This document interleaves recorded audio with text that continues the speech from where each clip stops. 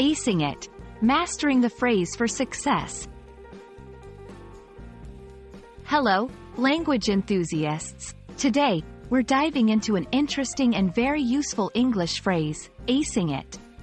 This phrase is common in casual conversations, and understanding its usage can really amp up your English skills. So, let's get started and explore what it means to truly ace something.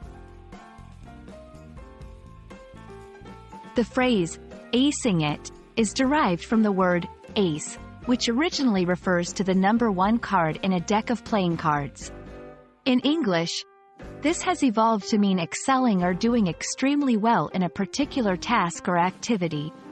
When someone says they're acing it, they're essentially saying they're performing exceptionally well or succeeding in what they're doing.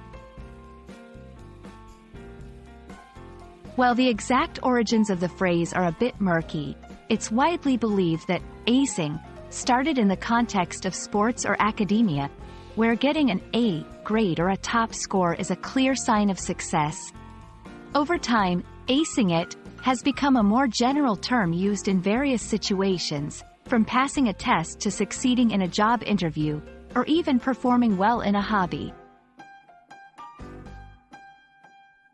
Let's look at some examples to see how this phrase is used in everyday language. 1. Academic context. She was worried about her final exams, but she ended up acing it. 2. Professional context. During the presentation, I was nervous, but I ended up acing it and impressed my boss. 3. Casual context. I thought I'd be terrible at baking, but guess what? I'm acing it. These examples show that acing it can be used in various situations where someone has done exceptionally well. The phrase can also be modified slightly for different contexts. For instance, ace the test, specifically focusing on doing well in a test. Ace the interview, referring to succeeding in a job interview.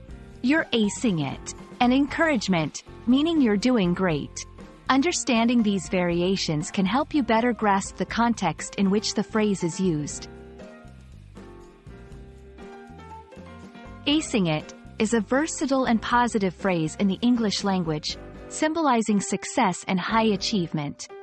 Whether you're studying for an exam, preparing for a job interview, or trying out a new hobby, knowing this phrase can add a fun and relevant element to your English vocabulary. Keep practicing, and soon you'll be acing your English conversations.